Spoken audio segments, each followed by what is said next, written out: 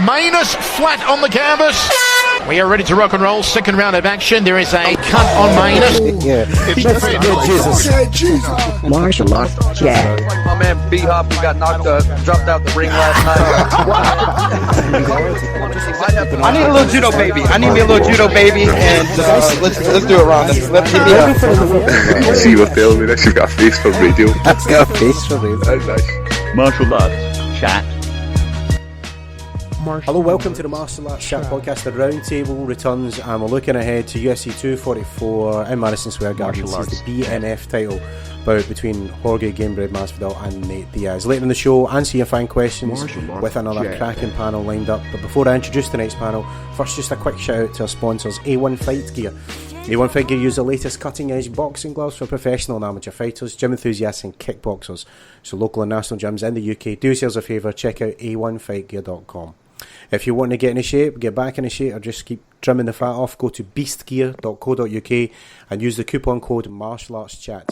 If you do that, you'll save 15% off your purchases. They've got all sorts, man, core sliders, straps, barbell pads, strength and conditioning programs, all at different levels to suit your needs. Beast your goals with beastgear.co.uk. We're also sponsored by Feel Supreme. FeelSupreme.co.uk offers CBD oil and natural nutrition. They'll assist your progress in diet and lifestyle, natural supplements and complementary services such as yoga, mind coaching and weight cutting programs. And finally, we're also sponsored by World of Martial Arts Television. Woma.tv produces, finds, acquires, commissions and presents all you ever wanted to know about martial arts. And so to our panel here this evening, returning to the show, it's been far too long, man, from purely MMA.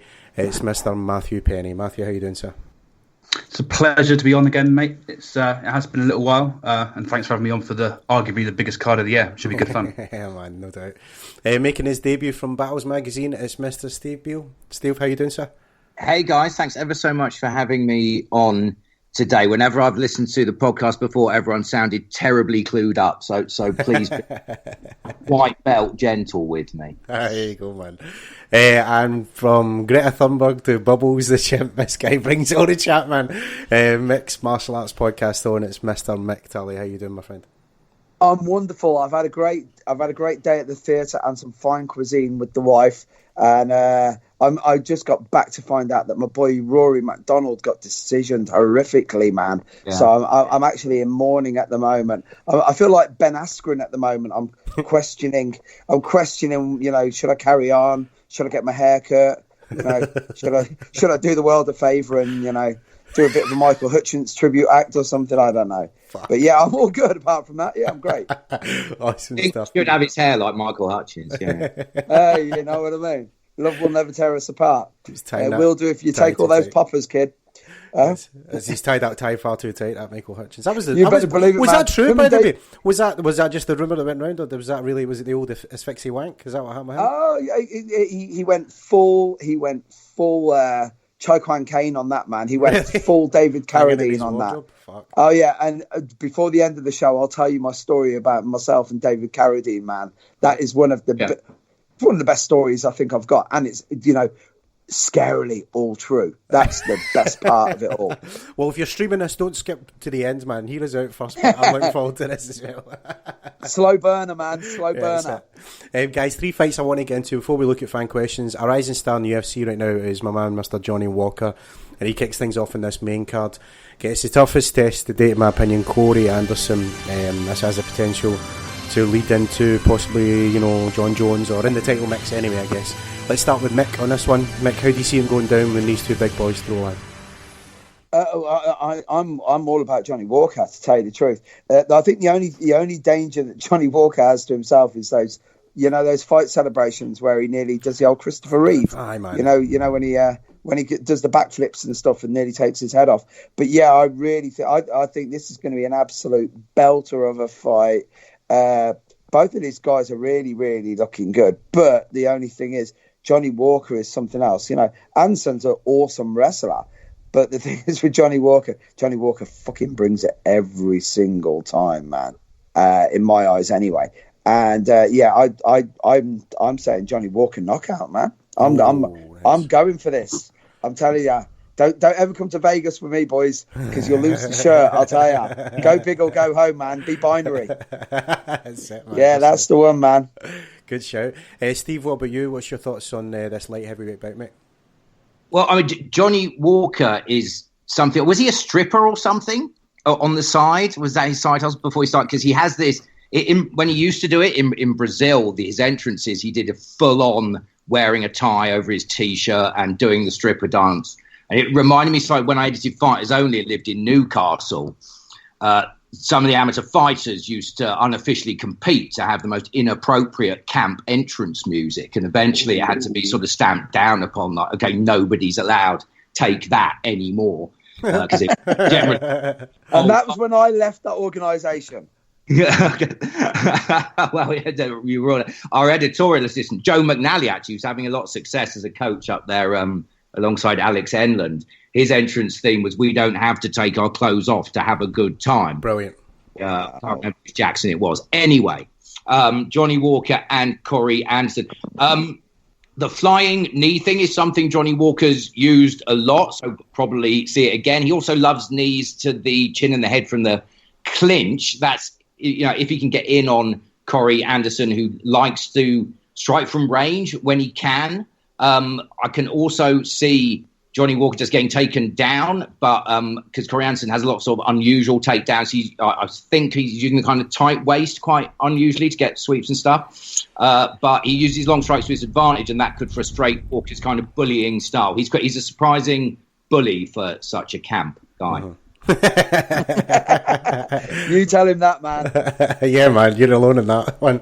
Yeah, awesome entrance music shows. The one that always sticks out for me was the amazing Paul McVeigh, Grip House. He was, in his early days, used to come out to Do You Really Want to Hurt Me? Which is just tremendous, man. You're walking down casually like that. Alumnus.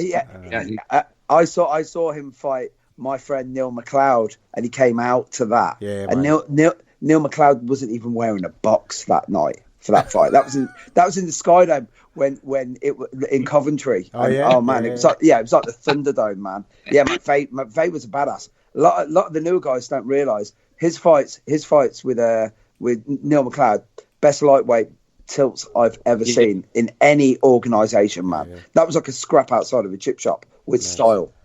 Awesome, man. Finally, Matthew, your thoughts here on Anderson versus Walker? Well, I think both these guys could easily be John Jones' opponent next year. I think this fight probably is on the path to determine which one it will be. Johnny Walker, nice to see a nice little slight rise in competition for him. He hasn't been pushed too quickly.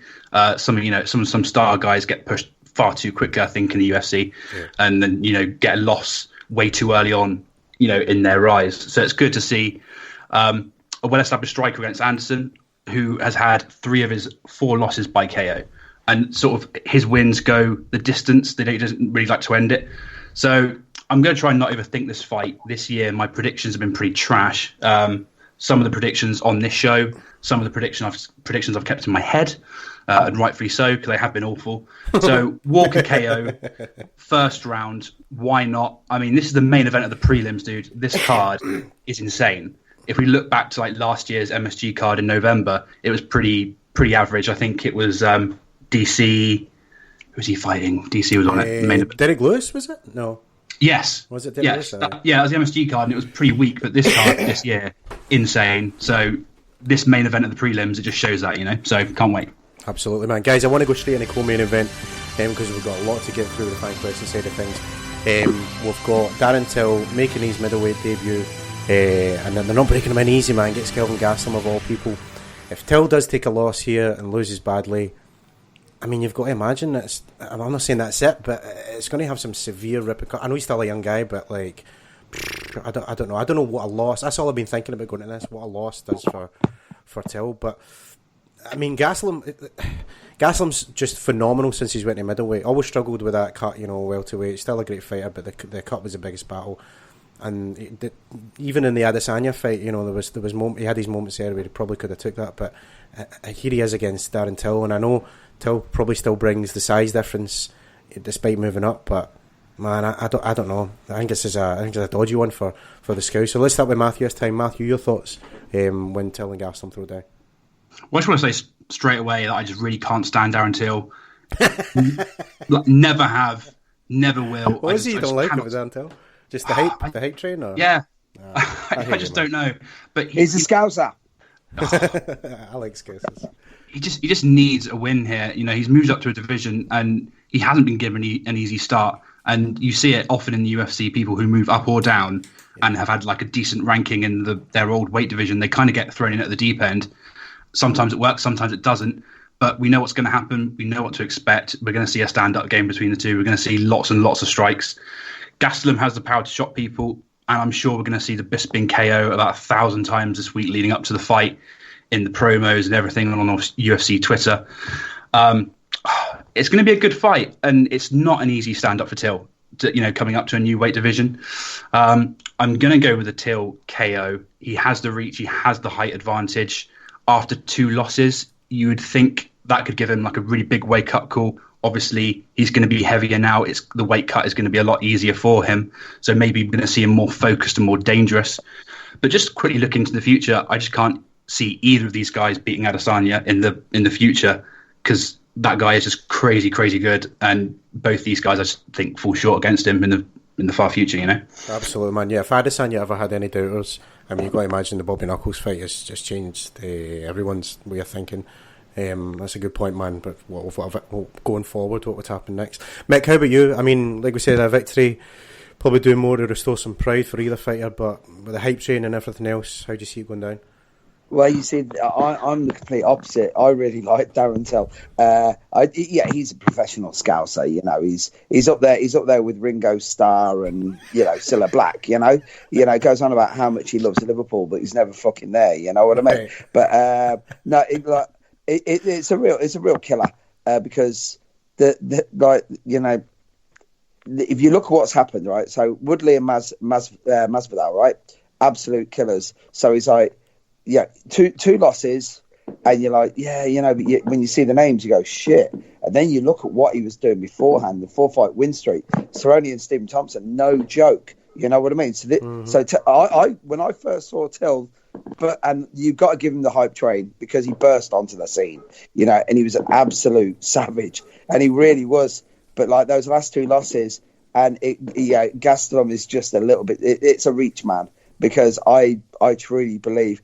A lot of people are saying that it's going to go decision, but I'm not having any of that. I reckon Gastelum's going to put him on his ass, and if he does 3 losses in a row, man, I'm telling you something. Unless he's got a bit part on Geordie Shore or something, he's not going to get a fight with them again. That's the problem. It's 3 losses is usually 3 is the magic number, as De La Soul once said. Yeah, and it looks like it could be the derail on that one.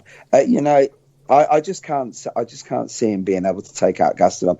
And as you were saying about Stylebender, man, I tell you, who would want to go up against him? I'm still like, as I said, I'm like Askren now, still about Bobby Knuckles, man. I'm gutted because I'm thinking I'll never see that guy. Well, if he thinks he's going to get into title contention again, he's going to have to hope that dude retires, man. Yeah, you know what I'm saying? Exactly. That's the only way, because he's not. He didn't look anywhere like that. And so whichever one of these 2 guys wins, they ain't got a chance anyway.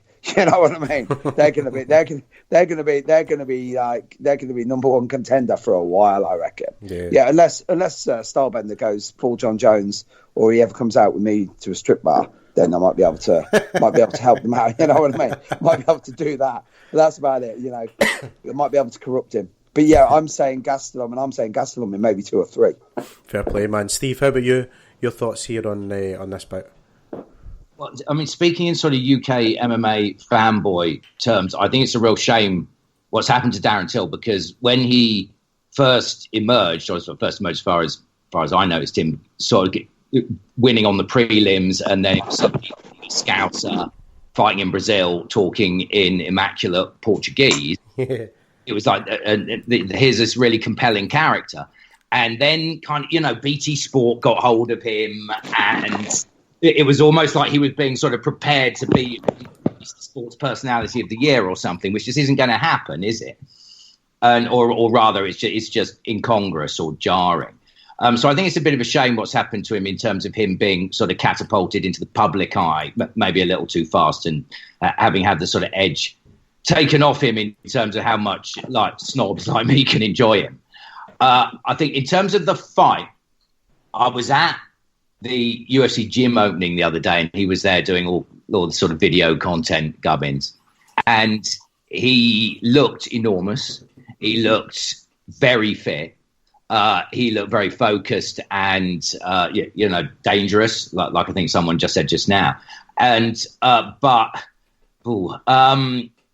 he looked big enough. You think, I hope he makes it to middleweight, like someone just mentioned again. And I think Gastelum is like really wily, isn't he? And hope maybe Darren Till is too fluid for that power jab that Gastelum uses to work off.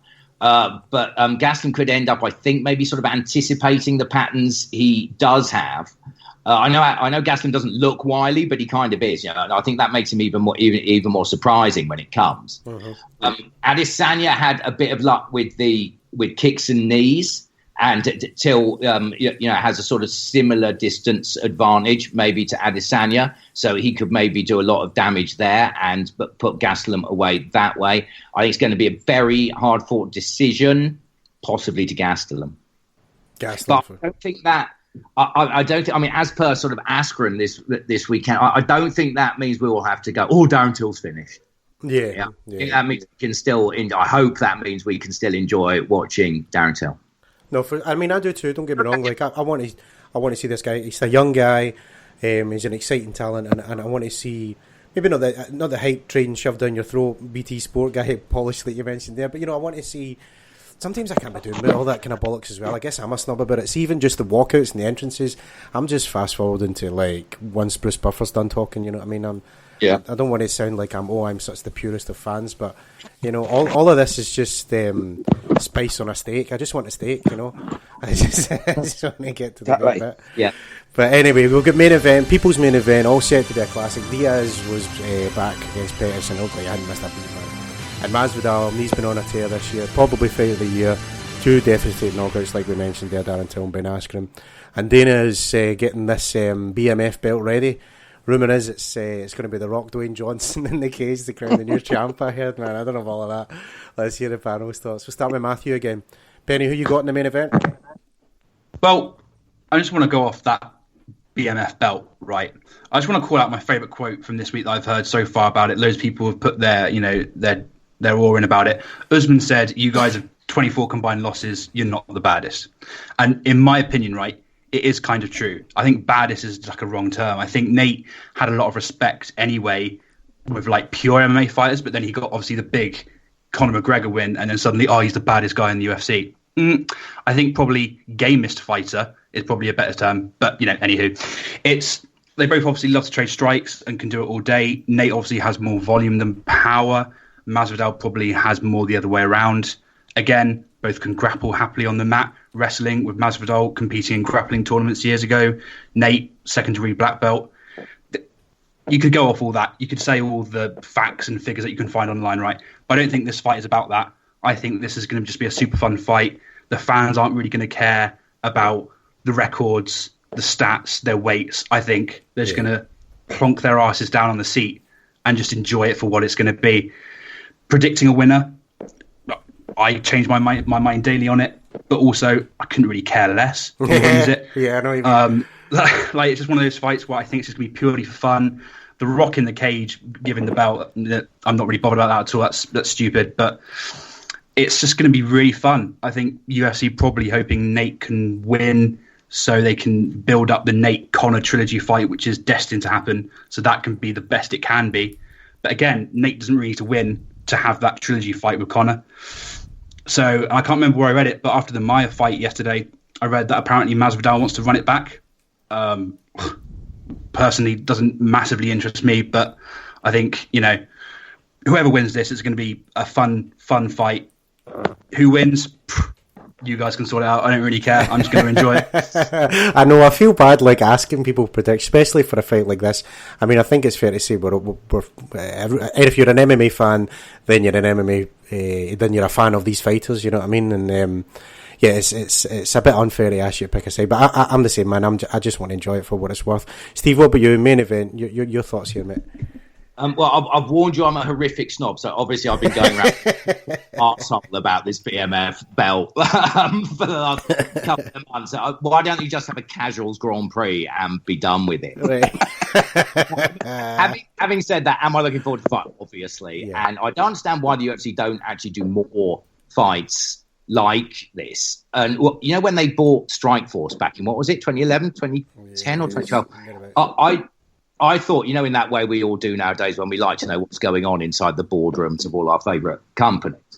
And I thought what they were going to do was take Strikeforce and sort of run with it and almost sort of rebrand it as their own organisation where they could have the colourful characters who maybe couldn't cut it in the top levels athletically, but everyone still wanted to watch and still commanded a sort of main card slot, so they could put the veterans in there, they could put anyone who was a bit weird, and it was going to be awesome. And I was convinced they were going to do it, and they didn't. They just shut Strikeforce down. So if you're out there, Dana, and you are listening to the Martial Arts Chat podcast, then you need to employ me now to relaunch and rebrand Strikeforce for you. Anyway, down to the scrap. I mean, but both of them sort of feed off luring the opponent into their game. Yeah. And it'd be interesting to see what happens there. You know, how that works out. It would be so funny if it was a very technical, inverted commas, boring fight. But whether it will not be, I shouldn't think so with Nate in there. I mean, but Masvidal, it's ironic that he's become this casual fave when he is quite a kind of technical and strategic fighter, and then sort of unleashes the violence when he has the opportunity. He is the classic wily veteran. And I've noticed his most classic wily veteran move is the old go really slow and then suddenly go really fast. You know, like you're rolling with someone who's much more senior than you, and they're kind of taking it gentle, and then suddenly they slap on a fucking armbar or something. That seems to be Masvidal's thing. Is he? But I mean, at the highest levels, there must be a real art to that. He must be like the snake off the Jungle Book, where he sort of hypnotizes and then suddenly strikes.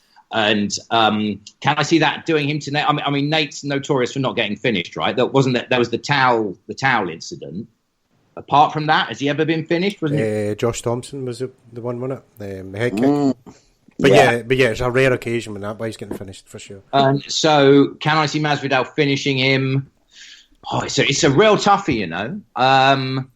It's a real toughie. It's easy to say Masvidal via cunning. Yeah, Masvidal by a strategic fight. I hope Nate by decision. Nice, mate. Good shout. Mick, what are you expecting from the main event, mate? Well, all you guys, you know the Don McLean, the day the music died. You know that. You know that's when Buddy Holly died, and it was the end of the innocence of the American dream. Yada yada yada. Well, literally, that should be the walkout song for this, because literally, I personally think this will actually be the best thing for the UFC, just in terms of just pure entertainment, because it has become a little bit of fanboy, you know, when you get the real purist MMA fan who just doesn't want to see the tear up. And then if you speak to them about pride or anything like that, they go, oh, it was quite violent, really, wasn't it? And I'm like, really? Get back to those soccer kicks, man. I loved all that shit. But, it's funny because Dana's taken a leaf straight out of Vince McMahon and Scott Coker's book, right? Where he's just gone, you know what? I'm just going to do this. Like this BMF thing, like first time I heard it, I thought it was like, Rebecca Vardy and fucking Colleen Rooney. You know, like I thought it was the BFFs where they'd fallen out with each other, because it just sounded like a really ridiculous, bitchy thing that they were going to do. And then the more I read about it, I was like, shit, this is like the hardcore title that Vince McMahon brought in. When everyone's saying this is ludicrous, it isn't real anymore, you know, it's sports entertainment. And then, as I've said before, and I'll say it again, man, whoever does the health and safety for WrestleMania, he never ever looks under the ring, does he? Because those step ladders shouldn't be there for definite, or the light bulbs, right? And of course, it turns into a really amazing fight. And this is going to be an absolute belter of a fight before. I really do believe that this is the one that's going to get a load of people just watching, because you've got casual fans, but I mean people that are just going to watch it and they're going to go, what? So they're just going to get two tough guys to go at it. And it was like the lads were saying earlier, like the real irony of this is, like Nate Diaz is unbelievable. Like his boxing's great, his jiu-jitsu's off the fucking scale. I won't say who told me this, but a friend of mine once said to me, he was like Dustin Hoffman in Rain Man, but in jiu-jitsu. He said he's just literally he goes, he's like a savant. He goes, you can't have a conversation with the guy. You know, he's like, you know, there was less chat out of him than one of the Meow brothers. You know what I'm saying, right? Yeah. But they were like, his jiu-jitsu is crazy, and like Masvidal. Like you're talking about the wily veteran, like that guy is playing this part to a T. You know, the kicking off at press conferences, going crazy, just looking like he looks like a madder Andrei Arlovsky. Like he is like the maddest looking dude on the planet. And I really believe that this is going to be an absolute belter of a fight. And I really believe it's going to be it's going to be the before BMF and the after BMF era. And I really do mean that, because the one thing that we always complain about as fans and when we do the punditry is, you know, where it was quite a boring card. And like, you know, I would love to get Yokozuna and Butterbean in fucking cage. You know what I mean? stick them on the prelims, boys. You know what I mean? That's what we want. You know, we want like Andy Kaufman doing some intergender thing. The next thing that's going to happen is Fallon Fox is going to be brought out of retirement. I'm telling you. That's what's going to happen, guys. It's going to be, but I'm literally saying it's going to go the distance. It's going to be an absolute savage war, but it's going to be one of those where you're just sitting there going, God almighty, man, this is what I got into this for. Yeah. You know, because it's going to shock a lot of people, because a lot of guys will just go in there watching it casually. And I know I'm going on about this, but it's the truth. I'm not going to say it's like Rory McDonald, Robbie Lawler, but what it's going to be is, if you don't know anything about MMA, you're going to watch that and go, shit, man, I'll watch more of this shit. Yeah. And I really do believe that's going to happen. Yeah, it was kind of like when they did Shogun Henderson, the first one in the UFC. I mean, that fight didn't need a title. It just needed those two guys. That's all the ingredients you need. And, but John, the mad thing was, you see, if you were just a UFC fan, you had no idea who those guys were. True. Like, the amount of guys I knew that were like, they didn't know who Ninja or Shogun were, and then they were like, you know, really? Yeah. They were 19 years of age in Pride. I know. Yeah, man. Wow. Sorry, Mick, I really agree. I think this could be a fight which changes like not a whole era for the UFC in general, but I think a lot of casual fans are going to be watching in, because hardcore fans say, right, no, you need to watch this fight, and then people are going to go, shit, this fight is insane. And it could lead to a lot more similar fights down the line, where some people will moan and say, oh, what about rankings? But the UFC will go, nah, these two bad dudes need to fight each other no matter what. You're totally on the ball. It's like Scott Coker. I interviewed Scott Coker a bunch of times, and every single time he used to say fun fights, and I was like, dude, they're the ones that I watch. Because I like the good matchup. But again, it's, you know, it's like, you know, when you watch a jiu-jitsu match and you see some guy just trying to do a helicopter armbar and he hasn't got a clue and he fails miserably, but you still go, dude, I'm so glad, because I've just been watching someone fight like Mick Tully for the last 5 minutes. You know, just had him in side control and just grounded him out. Yeah. Like literally, that's all I got. You know, and it might win and it's effective, but then again, so's Rohypnol. You know what I mean? So you know what I mean? Just because it's effective doesn't mean it's good. You know what I'm saying? So do you keep Askren in the UFC, you know, for those kind of fights, or not? I think they do, because I think Dana wants to just keep him there as a punching bag or whatever. You know what I mean? I think that's his gimmick now, isn't it? That's what it's going to be. He'll have 1 or 2 more fights. I don't think he's done. But no, I think I don't understand, like a total troll. And you know, Chris, my partner in Battles Mag, who's actually in the background now, will tell you I called it for my sub round 3. But I actually didn't think Askren did that badly, right? I mean, I thought so too. Yeah, got the takedowns. Yeah, I agree. Inelegantly, right? Sorry, John, go on. No, I'm just screaming. Yeah, I thought you did all right as well. I mean, the striking was never going to be great from either guys. But yeah, Askren got a couple of takedowns and he was looking all right. It didn't look like he was in a lot of trouble. I think the other, sure, it was like the most horrific matchup for Askren ever on paper, right? I mean, look what Maya did to Chael, what was it? First round triangle from the top. That's right. And look, and I mean, obviously Askren's kind of comparable there. And I mean, like, of course, the standard isn't as good in ONE or Bellator. No one remotely sensible thinks that. I suppose maybe it does have to be proven, but that mindset that because it's not the UFC, it's better. Yeah, sure. I it's great watching a different production. I sometimes enjoy watching ONE or Bellator more than I do the UFC. But you know, it doesn't mean it's as good athletically. No, obviously it doesn't. And so yeah, it's the point is proven. But I don't see why Askren can't hang around in the lower levels. No, I agree, man, totally. Guys, it's time for the final part of the show, my favourite, answering fan questions. I'll remind the panel of the one rule we have in the podcast, and it's simply don't wait your turn, guys. The floor is yours, so if we're ready, we'll start with, let's start with Facebook questions this week. Tom Heffernan is asking, has the BMF belt idea turned the UFC into WWE? We've already kind of answered that partly, but I don't think so. It's just a lot. Half people will say, "Oh no, we need to stick to the rankings. We need to be proper about this. You know, we need to make it, you know, a proper sport." People will say, you know, a proper, you know, ranking system and stuff. But this can be fine occasionally. Like obviously, not every fight just being like, you know, ridiculous like that. But the occasional fights like this, where just two bad guys go against each other, why not? I mean, it's a one-off belt. They claim it's a one-off belt. I'm sure Masvidal or Diaz will try and defend it, you know, unofficially. But yeah, why not? It's it's cool. I'm telling you right now, anybody who says that it's certainly not bad, for MMA. And I'll tell you what, it will not be bad for. It won't be for the guys who are actually doing the fighting, because, like, you know, Dana White is on record as saying he really admires Vince McMahon. And we've talked about this in previous shows. Like, Vince McMahon, man, first of all, he's 75 years of age and he's fucking jacked, man. You know what I mean? So I'll listen to that guy any day of the week anyway. But secondly, more importantly, he is killing it when it comes to business.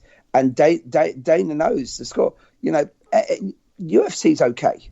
You know, as a business, yeah, it's $1 billion industry, yeah. But it's nowhere near as big as it could be. And I really do believe that MMA can be huge, and everyone's going to do well out of it. And it is, it's a shit show and a bit of a gong show.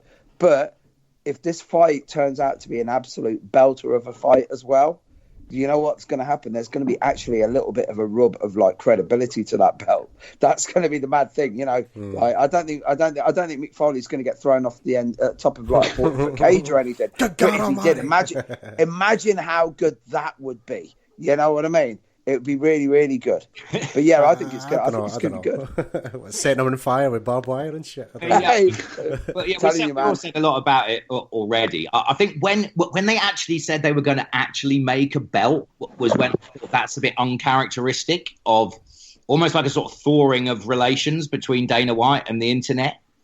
And so that surprised me. Do I think the fight itself is about... No, of course not. Of course not. And more of the same, please. Yeah, sure, man. And I think, you know, keep UFC essentially proper, you know, fights, but to have essentially you are selling tickets to fans, so you have got to keep a little bit of entertainment there, and you know you've got to keep it sort of interesting to more casual fans. You've got to do that, but keep it essential. Keep it, you know, proper fights. Keep a ranking system which is roughly adhered to, and you know everything's good. Yeah. I'm going to speak up for the poor old dads taking their kids to jiu-jitsu lessons, and their wife doesn't like the word motherfucker. But that's a pain in the backside. That's where you're going to have to just have a bit of license. You know, we'll have to work out. Put that one out for the question for next week, for next show, John. Yeah, you got it, man. What can BMF stand for? Yeah. That's a very good question, man. I think I might pin that in the page. Chris Allen, also on the BMF title, he's asking, will the BMF title be a one-off or a continuous title in the UFC? We kind of touched on this earlier as well, but a one-off thing, guys? Why not make it continuous? Another one today. What is it? The nice motherfucker championship. Who are they going to have? Wonder Boy Thompson, wasn't it? Larry. So there's many opportunities there for the perverse marketeer. Right. Think about it this way, man. We're just going to go deep on this, boys. What about just getting Norman Bates and Edmund Kemper to be like the literal bad motherfuckers? You know what I'm saying? Have I just gone too dark on this or what? Yeah, I'm watching far too much Channel 5 at the moment. But yeah, the incest. That instead of the interim incest title, you know, where are we going to stop with this? Jesus, but yeah, I reckon I can't think of them making anything else. The bit like BMF's pretty bad, isn't it? You know what I mean? You can always count on Mick Tully to bring it to another level, man. It's not Michael Jackson or Chris Benoit.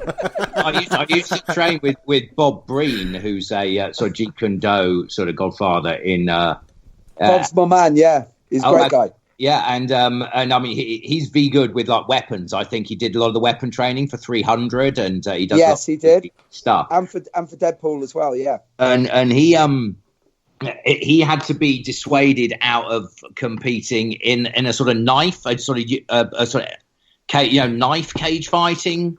Yeah, that's true. Hear about this? For real? Yeah, for real. I know tell me. That's the truth. Yeah. What? Yeah. But maybe it's only a short step. I'm all for sort of rollerball style, but put them on roller skates and put. Do you know? No, now you've got me, man. I swear to God, I wanted rollerball to be a thing, so I could wear a white suit and a white fedora hat like Jonathan E. Man. Honestly, James Caan is like a legitimate. His son is Scott Caan. He's like I think he's a black belt in PJJ now, but. Jimmy Caan, the actor, he was like a legitimate karate guy when like when karate was like a thing. You know what I mean? When those guys used to break concrete blocks and shit. Yeah, man, he was something else. Yeah, Bob Breen's the man. Give a big shout out to Bob. I love that guy. I'll pass on your best. Yeah, he's the man. Love him. James Caan. I just think of James Caan's ankles getting shattered in that Stephen King one. What was that again with the psycho bitch? You know what I mean? Paul Harris. Yeah. Oh, it wasn't Paul Harris, was it? Yeah, it was Kathy Bates. Yeah, another psycho bitch that rips your ankles off, man. Yeah, ruined more feet than polio, that dude.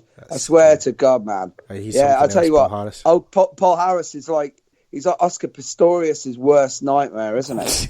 Jesus Christ, the God. Yeah, come on, man. I don't be defending that guy, man. He killed his girlfriend. You know what I mean? You're making me look like the bad guy here, John. Yeah. I'll tell you what, that's the last time she buys some socks for Valentine's Day. I'll tell you that much. There you go.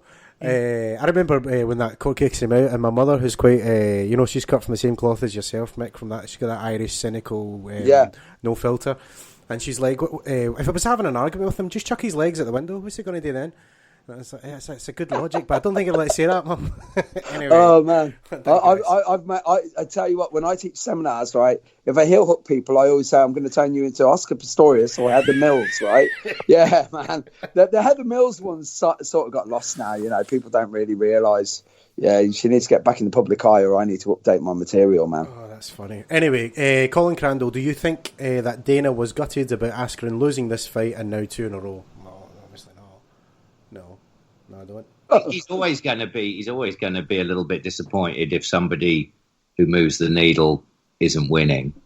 When you're in the mainstream MMA media, you desperately want the star or the good looking bloke to win, so the whole business will grow and become more marketable. When you're a fan, you want to lose. And you want Dana to be upset. So will he be upset? I think he'll. I think he'd rather Ben Askren was winning and was a big star. Yeah, I think he's probably desensitized to everything like that these days. Though. Dana White is a bull donking man. I'm telling you, he does not give a fuck. If you want to talk about a guy who should be getting the bad motherfucker title, I think it's Dana White. You know what I mean? He's just lending that belt to those guys. Realistically speaking, I think initially he wanted Askren to come in. You know what I mean? I think he had him sort of dressed up, to be a little bit of a curly-headed sort of Tim Kennedy type, like all-American hero. And then he just turned into it's pretty much a bit of a heel turn, isn't it? As they say in wrestling. And if he makes money, you got to remember at the end of the day, you turn up to watch Conor win or you turn up to watch him lose. The thing is, you turn up. You know what I mean? And I think if Dana can eke out a bit where, Askren will get battered and people will still pay, I think he'll just keep going. I really do believe that. It's very similar to Colby. He's doing this thing where he said something horrible about Dana. He said, if I win the title, Dana isn't putting that belt anywhere near me. I'll smack him in the head with the title if he comes anywhere near me. But this sort of rivalry is building it up because the fans hate Colby anyway. But then he's kind of appealing to the fans because some fans don't really like Dana and he chats shit all the time. Yeah. It's just a board game of getting fans on board no matter what. If fans want to see you win, cool. If fans want to see your face getting punched in, again, they're still buying tickets to see you. So, yeah, the heels put more bums on seats than the blue. They like it on the spreadsheet. Yeah, absolutely. Kieran Cobley asks, Conor's latest stunt is all talk. He's in court for sexual assault in Ireland, so how the fuck will he get a visa to compete in Vegas in January? And even if he can do that, even if he can do that first fight, I certainly don't think we'll see him do the second and third ones. Yeah, because he said he wanted to fight the winner of Nate Masvidal, didn't he? Afterwards, and then he said he wanted to have So it's a good point though. Will he get a visa? Americans seem to be very quick to pull away a visa for anything, and he's got like 2 or 3 court cases for different sexual assaults piled up, and the punching on the old guy in the bar. It's just like he does all these things which really put the public against him, because we want to see him focused, we want to see him in the octagon, we want to see him just back to sort of 2015, 16 kind of levels, and he's not doing it. And then he's saying, well, actually, I am going to fight to try and get those fans back who he's turned them against him. But will he get the visa? That's the question. I don't think, first of all, he'll get a visa because this shit that he's got into now, it's going to stick, right? Literally, years ago, I used to do stand-up comedy, and I used to go on about how Mel Gibson is now madder than any character that he ever played. We know when he was Martin Riggs. You know what I mean? You go, wait, did you see that movie in him recently where he got pulled over by those 2 cops and he came out with a load of like anti-Jew thing, and then he beat up his ex-girlfriend who was like a Russian mobster's fucking ex-hooker. Oh shit! Sorry, that's his life. Well, that's literally that's a Lethal Weapon 6, man. But I think Mel Gibson, like the same way that Conor McGregor, Mel Gibson, he wished he was still living in that trailer with the dog munching on the gun every night. You know what I mean? Because his life turned into something infinitely worse than that. And Conor now, it's a real shame because I remember when the first Diaz fight was there, and I was in New York for the build-up for it, and he was king of New York. Like I think I said to you, John, that I was in Times Square, and he flashed up on the billboard, and I turned around to my wife and I went, that kid was a plumber 4 years ago. Can you believe that? Yeah, that's amazing. And he was king of New York, and his banter was great, and the Cholo gang signs and the balloon animals. He was coming out with patter that I wish I could come out with. And I'm a drop funny motherfucker, you know what I mean? But I was like, this guy is hilarious. And then next thing he just took it straight out of the playbook, man. He just went, like, apart from getting the white tiger, he literally is like a white Mike Tyson now. You know what I mean? He's got the Desiree Washington thing going on, like, which I'm not making a joke about at all, because if he's guilty of that, I swear to God that his next shit's a hedgehog. And when he's in jail, he gets the old angle 5 every night. You know what I'm saying? But I just can't see him coming back from this. And if he does, what's that say about the sport, man? You know what I mean? Yeah, it's so weird that he sort of goes for that gangster sort of appearance for UFC appearances in his fighting career. But then he's also trying to 50-50 that with this, I'm a good family man, I have 2 kids now, I've really grown up. But then with that, his sexual assaults build up and all these mad things in public. And like, it was just when he was at his best in the UFC with the trash talk and stuff, he was great. Even for the Khabib fight, he was sweating through his jacket. He was stumbling through his words. Money, alcohol and coke has turned that man into something which he probably never believed he'd turn into. And it's sad, really. Have you ever seen that clip where he's gone out with all his mates and they're all wearing Conor McGregor masks and they're all like off their heads, right? Yeah. That, and they're all dancing, and then one guy runs up and pulls the mask off. It's like one of those paper masks on his head, and it's Conor McGregor, and he is gurning like he's in the Happy Mondays, man. He is off his nut, and literally, I looked at that point, and I was like, "It's over." The party's over. And you don't. You just don't bounce back from that. You know, there literally is. There's a plimsoll line, and when you go underneath that, you know, the next thing you know, you've got Leonardo DiCaprio hanging off the back, man, and fucking Kate Winslet's fat ass on the door. You know what? Yeah, there was room for two in that door. Yeah, there was easily room. Yeah. And what I was just saying about the MMA business and how, you know, if you're in the business, you kind of want it to go well. Yeah. If some of those court cases come off, we're all for the high jump. Oh yeah, I'm telling you, Conor McGregor's sexual assault and CTE, mate. They're the two things that will get MMA eventually, because you know, you really try and sell that to your missus. You know, my wife's still working. It's such a classic, you know, combat sports.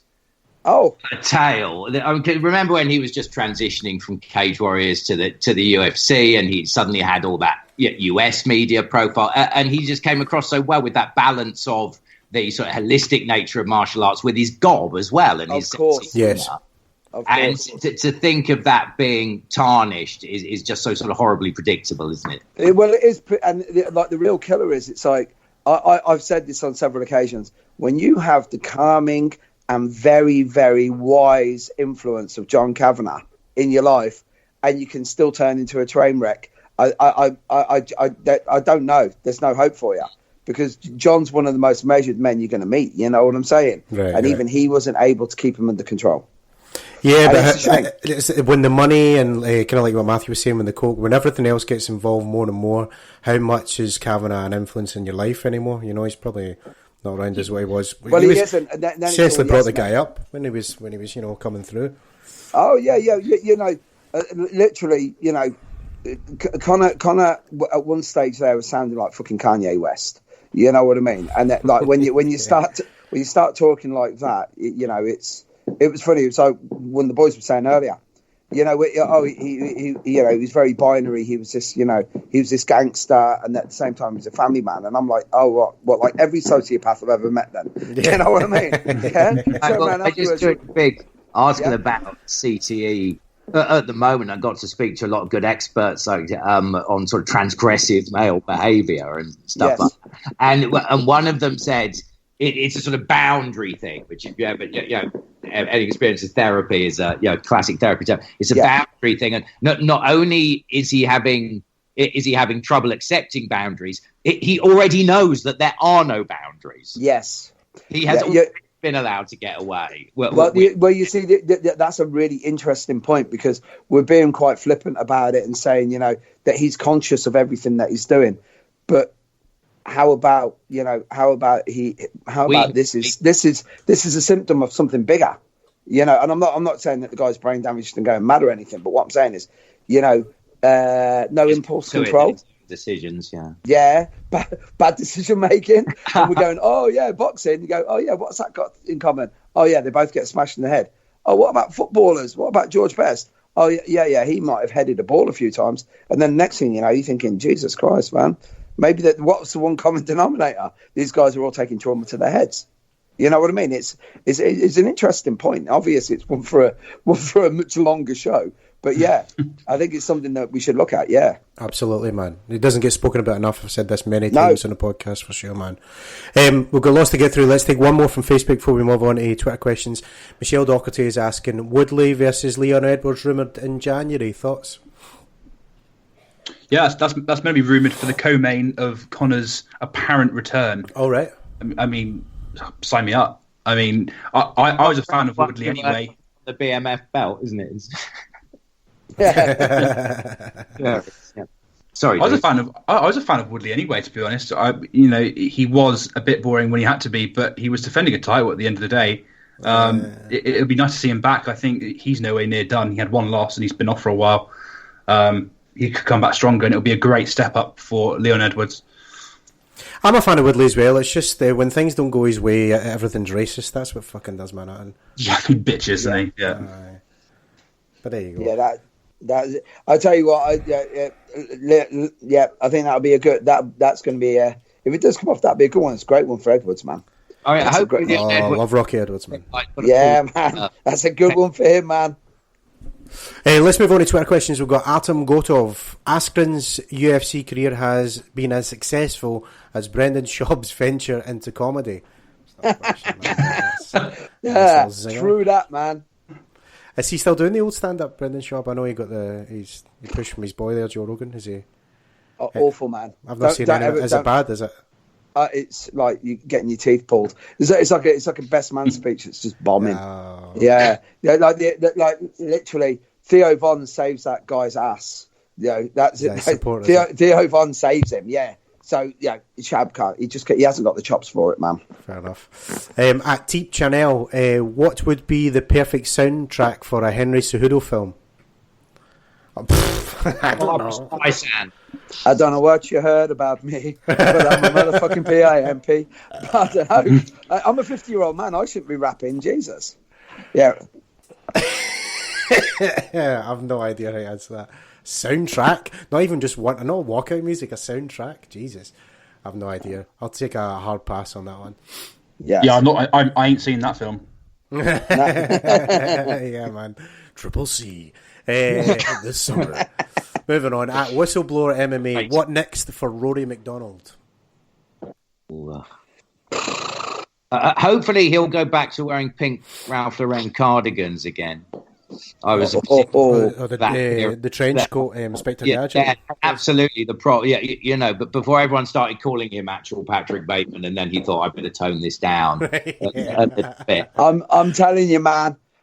Met him a couple of times. He is a gent. I think he's awesome. Yeah, Sorry. Great guy, great fighter. He's all in for Jesus. That's the only thing that I'm really like when they were doing the old serial killer Ed King, because he was one of the guys that they did actually try and put what's it they say in wrestling, and they try and give him the gimmick, and literally the Red King was like, what? So he bleeds a lot. That's his gimmick? You know what I mean? It's like something off fucking Mystery Men. That really bad movie years ago. But I hope he can bounce back from it. But the guy's got miles on the clock, man, because he's only relatively a young guy. But man, he has had some serious wars. And I'll tell you something, man. When you look into his eyes, it's like looking into a fucking shark's eyes, man. Swear to God, stare into the abyss, lest the abyss stares back into you, man. He is fucking brutal. I hope he can resurrect it. But at the same time, I think he's been pretty smart with his money. So, and he didn't he looked awful. If you want to know the truth, I was in bits when I just watched it. It sounds like he's had another slightly inglorious end for an otherwise glorious fighter. I think he could have been one of those guys who's sort of always in the top five and always competing and always having magnificent fights at the top of the bill. And he probably could have done that for a long time. But it sounds like he's had enough. Yeah. I don't think he wants it anymore. And the other one as well is it's like, if it wasn't going to end badly, it wasn't going to end. You know what I mean? This is, again, it's the cliche of combat sports, isn't it? There's a time when you go, do you know what, mate, get out now. It's from that performance, it's still fresh in my mind though, because I've just watched it and I'm like, man, this is not great. This wasn't. Everyone starts demanding Lima in the UFC. Yeah, it's quite. If this is the end, it's not going to be it's not a great footnote, is it? You know what I mean?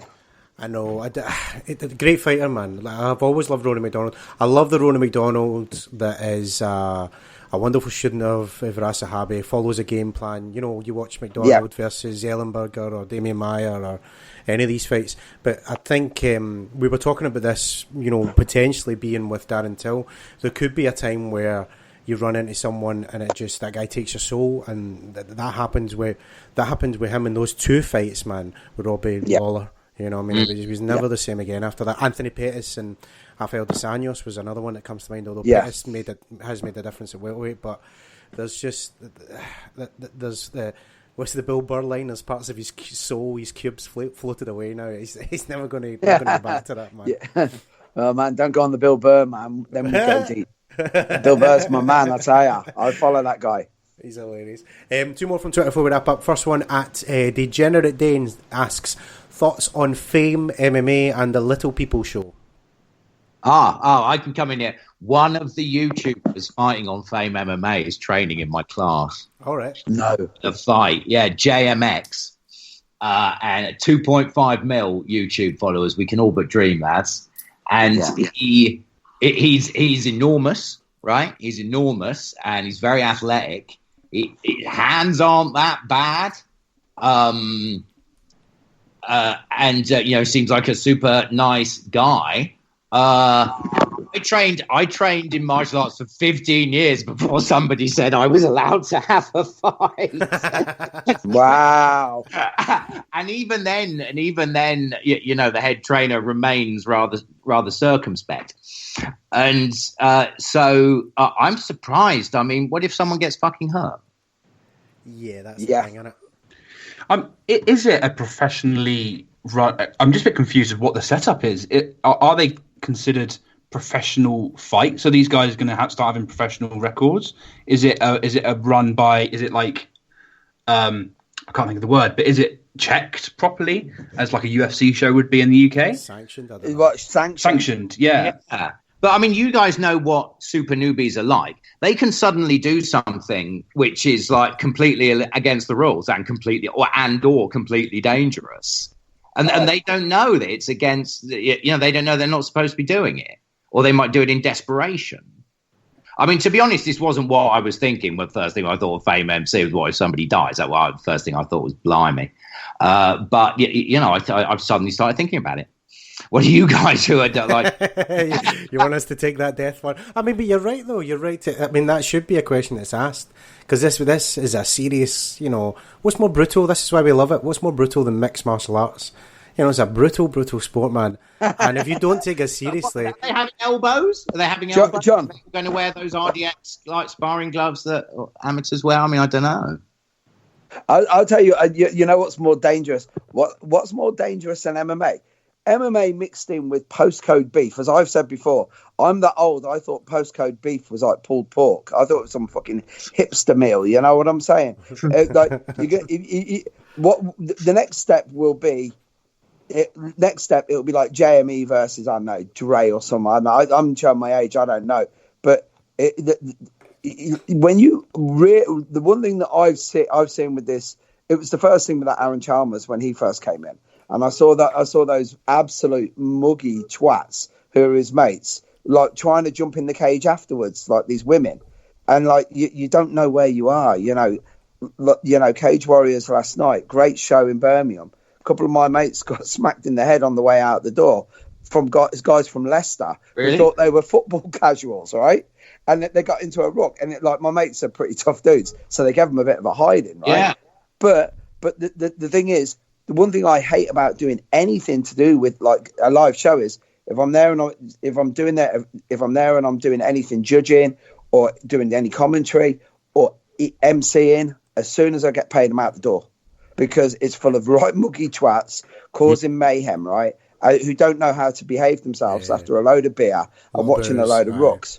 So, so the next step is we're going to get a couple of lads who do a bit of grime, and they've got like YouTube guys following them. And then next thing, what's going to be worse? Well, we're just going to throw in a bit of a drive-by shooting here. How's that, lads? It wasn't dangerous enough. You know what I mean? No, what we're going to do is we're going to have this, and it, like we were talking seriously there earlier. You've got young men, like all full of bravado, and what it is their mouths are writing checks that their bodies can't cash, and they haven't got the skills to back up their attitude. Mm-hmm. And what's going to happen is something will happen, and that's another issue that I really don't think anyone's looked into. It's because.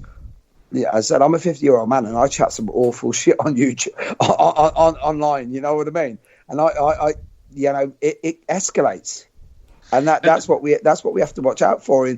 Especially in this, it's not the fight itself, and it's not even the protagonist, because 9 times out of 10, those lads will just they'll put the effort in and they'll train, because it's a sense of pride with them.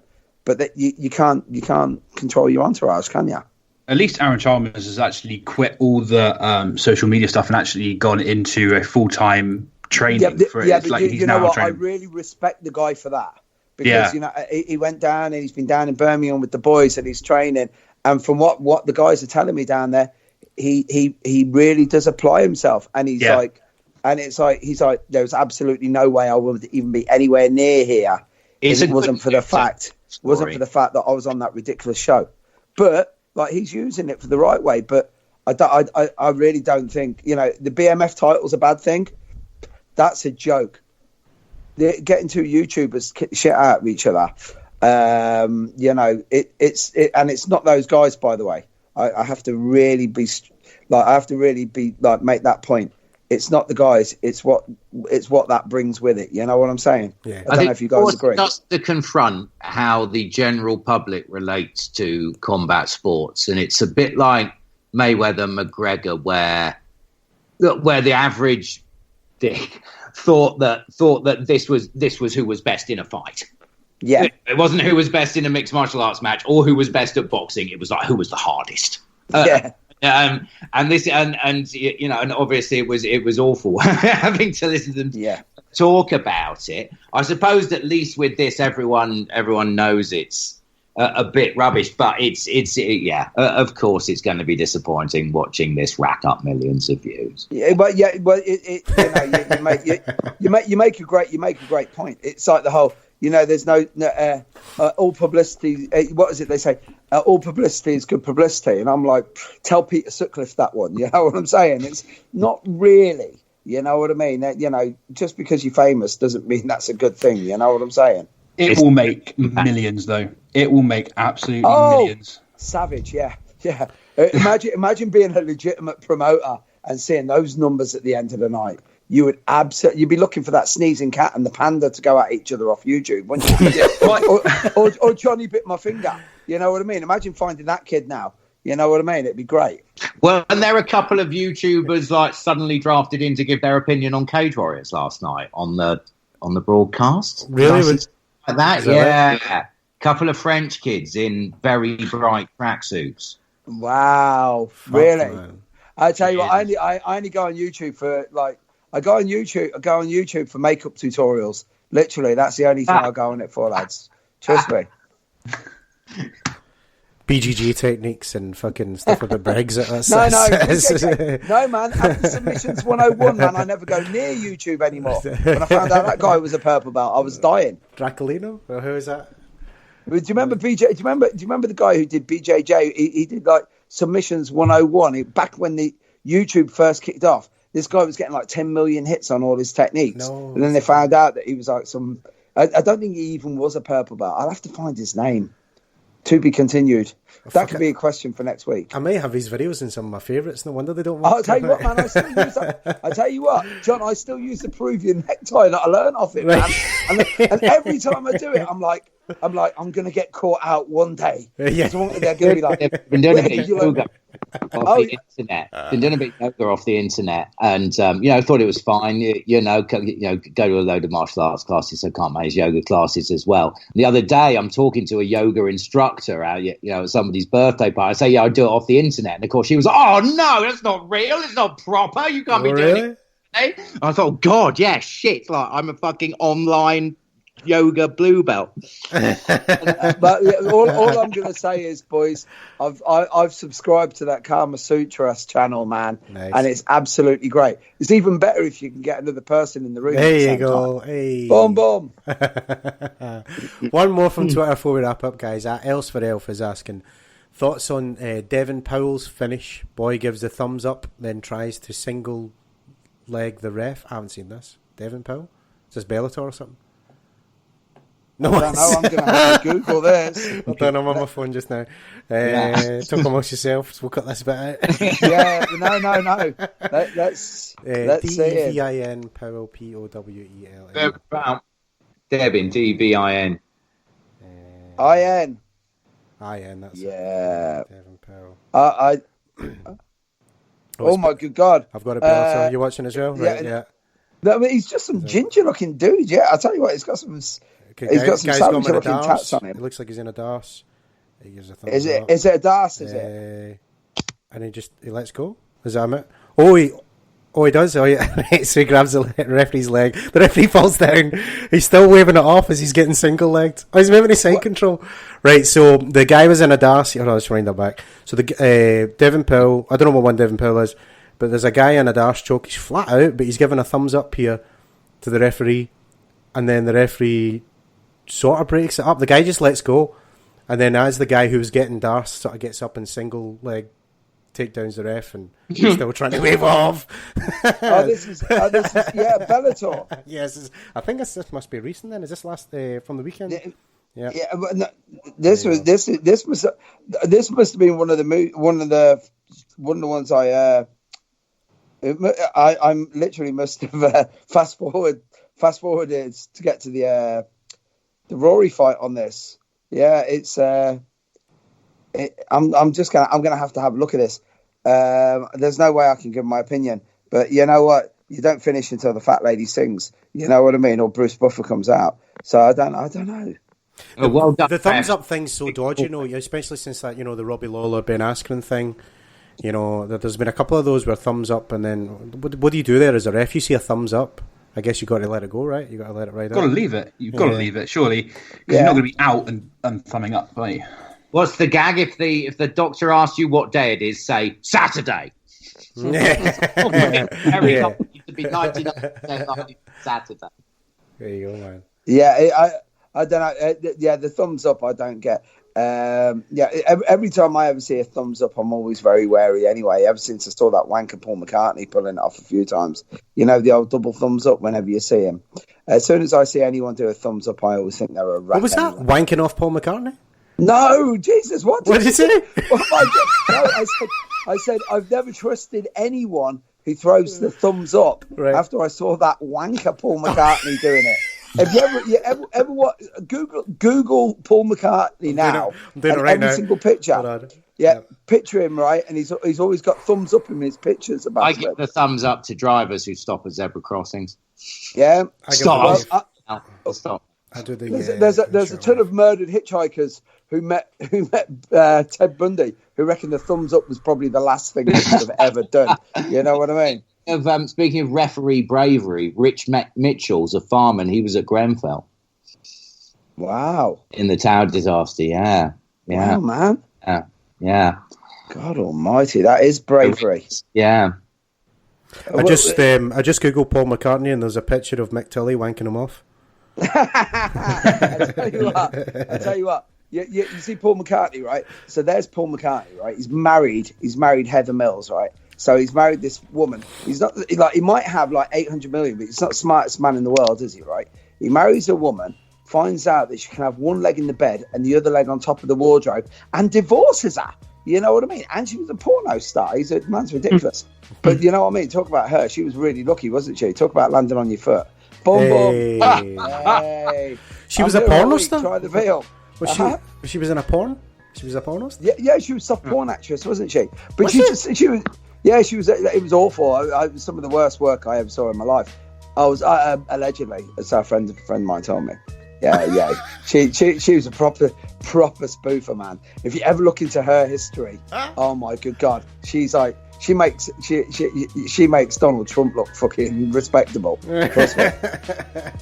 Tremendous. Yeah, she even lied about her foot. You remember when Diana died and she tried to go around raising money for landmines and stuff? I do remember that. Yeah, she got ran over by a motorbike into a skip on the King's Road in London. So she wants to ban anything. It should be motorbikes or fucking skips. You know what I mean? Jesus Christ. What was that harsh? No. Too soon? To be expected. It's just to be expected. I'm just trying to find a way, a segue to finish up the end of the show. So we'll end on me and Paul McCartney. me, Paul McCartney, and his wife are down the freeway. Yeah. Oh, there you have it, guys. UFC 244 this weekend. BMF belt on the line, New York. So many great fights. MSG can't wait.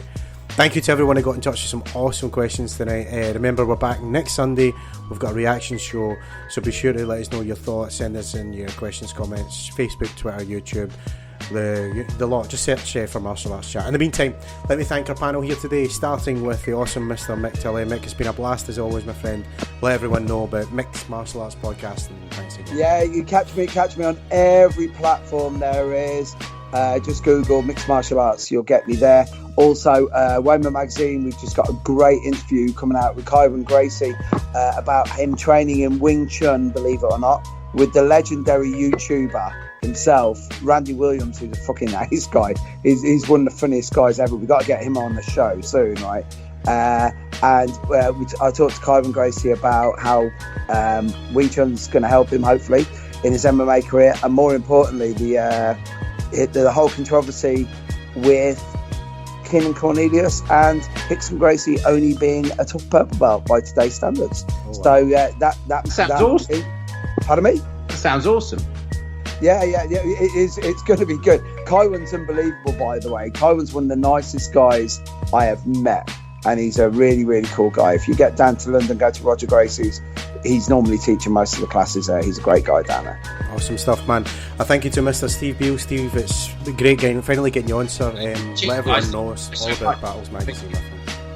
Thanks, guys. Cheers. Thanks for having me on my inaugural Martial Arts Chat podcast. Yeah, I'm from Battles Combat Sports Journal, where inverted commas design-led magazine, or as people my age would say, so coffee table magazine for martial arts and boxing. You can get it in like sort of specialist magazine stores and bookshops. I had it ready on my phone. We're in Selfridges, we're in Magazine Brighton in Brighton, Magazine Heaven in Rushden, Village Bookstore in Leeds, Papersmith in Bristol, or you can get it from battlesoflondon.com. Awesome stuff, man. So Mr. Matthew Penny. Matthew, as always, massive thank you. Let our people know about Purely MMA and where to follow you online. Gents, it's been a pleasure. I've had a great laugh. So yeah, you can catch me at Purely MMA on Twitter and purelymma.co.uk. The website, there isn't a lot going on at the moment, but lots going on on social media. Lots of discussion points happening, and I live tweet every UFC event mostly. So yeah, pleasure, John, as always, and here's the next one. If you've liked this podcast, be sure to subscribe on iTunes. We're on every Sunday, 8:30pm, talking MMA. Go to facebook.com/Martial Arts Chat. Give us a like there, or follow us on Twitter at Martial Arts Chat. I'm John Boy McElroy, and I'll catch you next time on the Roundtable.